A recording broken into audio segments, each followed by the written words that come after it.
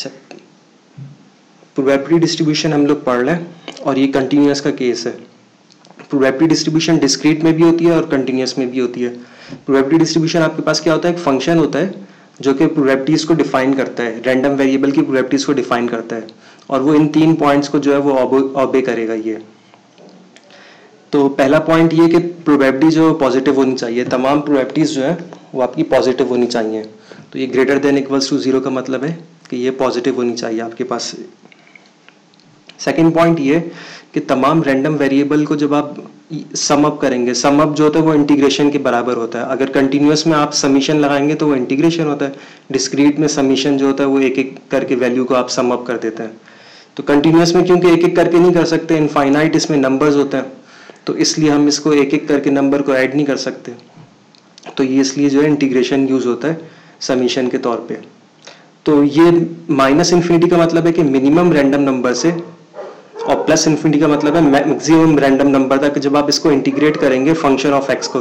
Function of x क्या होगा आपके पास, डेंसिटी फंक्शन होगा ये आपके पास, इसको डेंसिटी फंक्शन बोलते हैं। प्रोबेबिलिटी डिस्ट्रीब्यूशन में जो फंक्शन जो होता है कंटिन्यूस में उसको आप डेंसिटी फंक्शन बोलते हैं और जो डिस्क्रीट में होता है उसको आप प्रोबेबिलिटी मास फंक्शन बोलते हैं।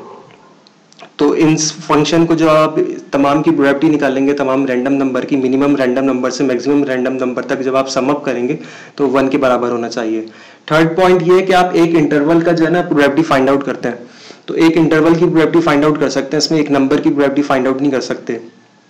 तो ए से लेके बी तक अगर आपने प्रोबेबिलिटी फाइंड आउट करनी है तो ए से लेके बी तक आप इंटीग्रेट कर दें इसी फंक्शन को, और ये ए से बी जो ये बिलोंग्स करना चाहिए आपकी डोमेन के अंदर। अगर नहीं कर रहा है तो फिर उसकी प्रोबेबिलिटी 0 होती है। अच्छा, एक नंबर की प्रोबेबिलिटी हमेशा आपके पास किसके बराबर होती है, 0 के बराबर होगी। फॉर एग्जांपल आपकी लिमिट जो 0 से लेके 1 तक है, 0 से लेके 1 तक है, इसके अंदर जो है इनफाइनाइट नंबर्स है मेरे पास। 0 से 1 तक पहुंचने में कंटिन्यूस में अगर तो 0 से 1 तक पहुंचने में इनफाइनाइट नंबर है। तो किसी एक नंबर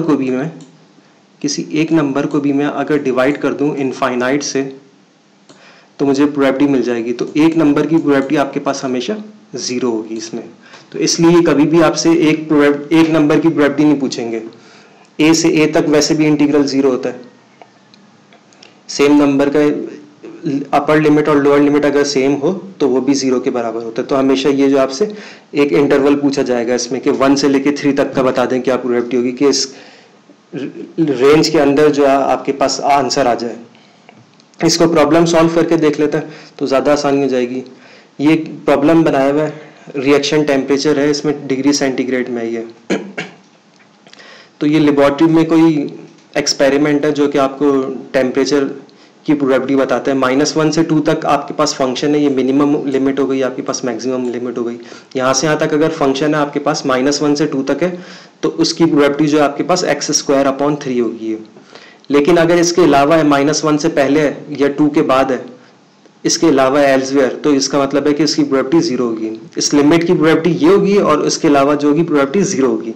तो पहला पार्ट ये है कि ये बोल रहा है डेंसिटी फंक्शन प्रूफ करें। इसको डेंसिटी फंक्शन प्रूफ करने के लिए क्या होना चाहिए कि इसको आप मिनिमम से मैक्सिमम तक जब आप इंटीग्रेट कर देंगे तो इसका आंसर 1 के बराबर आना चाहिए। ये मिनिमम नंबर -1 है, मैक्सिमम 2 हो जाएगा। तो मिनिमम लिमिट से मैक्सिमम लिमिट तक मैं इसको इंटीग्रेट कर देता हूँ, जो भी डोमेन गिवन है।